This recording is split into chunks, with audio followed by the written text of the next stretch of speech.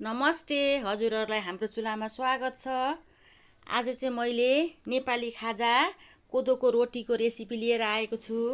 हजुरहरूले सुरुदेखि अन्तिमसम्म हेरेर साथ दिनुहुन्छ भन्ने आशा गर्दछु। अब कोदोको पिठो चाहिँ मैले लिएको छु 1 बटुको, अनि घिउ अनि पानी लिएको छु त्यही अनुसार। हजुरहरूले आवश्यकता अनुसार लिन सक्नुहुन्छ। हजुरहरूले चिनी सक्खर पनि लाएर बनाउन सक्नुहुन्छ, नुन आफूलाई के मनपर्छ लाएर बनाउन सक्नुहुन्छ। मैले चाहिँ सादै बनाएको छु। अब हजुरलाई कति चाहिन्छ त्यति नै पिठो लिएर बनाउनु होला। अब पानी लाउँदै घोल्नुपर्छ। यसलाई चाहिँ पिठोलाई चाहिँ थोरै पानी लाउँदै मुस्नुपर्छ।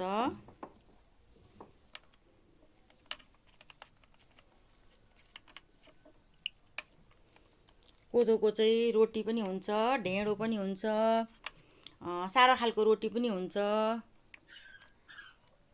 यो चाहिँ अब धेरै थरीको रोटीहरू बन्छ यसबाट, कोदोको पिठोबाट।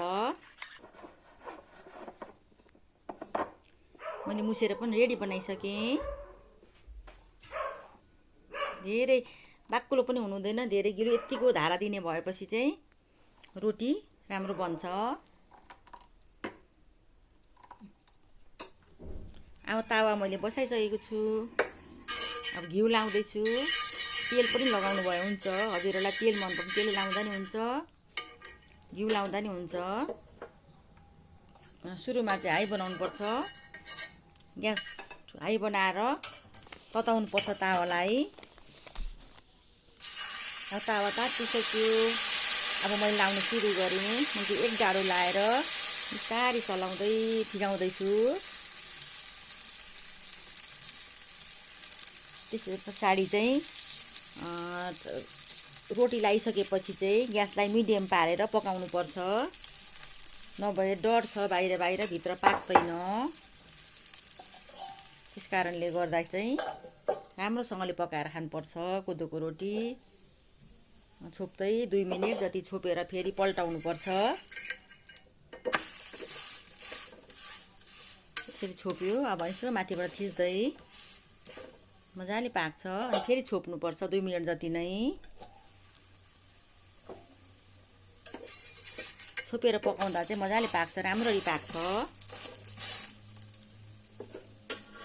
पाकेन भने फेरि सन्चाउँदैन।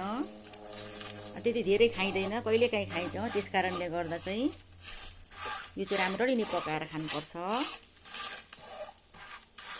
कोदोको रोटी चाहिँ। थिच्दै मजाले पकाउनु पर्छ, हतार नगरिकन। यो चाहिँ पहाडतिर चाहिँ प्रशस्त मात्रामा फल्छ कोदो। पहिला पहाडतिर मात्रै खानुहुन्थ्यो भने अहिले चाहिँ यो सबैतिर नै खानुहुन्छ। थाहा भयो सबै यसले चाहिँ अब रोगहरूलाई पनि कन्ट्रोल गर्छ भनेर मान्छेहरूलाई थाहा भइसक्यो सबैलाई। त्यस कारणले गर्दा अहिले कोदोको पिठो पनि सबैले नै रुचाउनुहुन्छ, खानुहुन्छ। अब म अर्को लाएर हजुरहरूलाई देखाउँदैछु। त्यसरी नै लगाउने अर्को पनि। अनि कोदोमा चाहिँ प्रशस्त फाइबर हुनुको साथै क्याल्सियम पनि पाइन्छ। यसले चाहिँ blood sugar, cholesterol level control गर्नको लागि मद्दत गर्छ। त्यस कारणले हामीले बेला बेलामा चाहिँ खानुपर्छ कहिलेकाहीँ।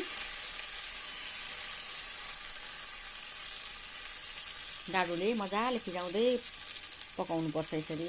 आफूलाई साइज चाहिँ कत्रो मनपर्छ त्यही अनुसार पकाउनु होला। बच्चाहरूले खानु मान्नुहुन्न, त्यस कारणले सक्खर लगाएर चाहिँ पकाएर खुवाउँदा खानुहुन्छ, गुलियो हुन्छ। त्यस कारणले खानुहुन्छ। चिनी चाहिँ अलिक स्वास्थ्यको लागि लाभदायक हुँदैन। अहिले धेरै मानिसहरूले छोडिसक्नुभयो चिनी खानलाई। त्यस कारणले सक्खर लगाएर पकाउँदा नि हुन्छ। फेरि पल्टाउनु पर्छ यसलाई, रोटीलाई। हेर्नुहोस् त लु कस्तो मजाले राम्रो भएको छ।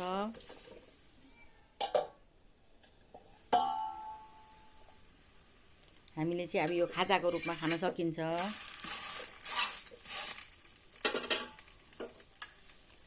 अहिले त आटा भन्दा पनि महँगो भइसक्यो कोदोको पिठो।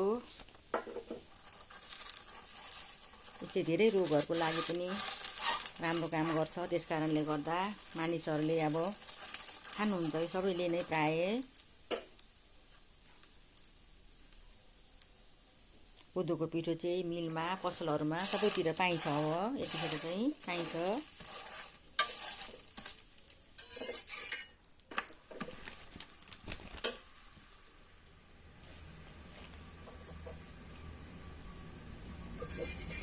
पाकेर पनि तयारी भइसक्यो। अर्को पनि हो।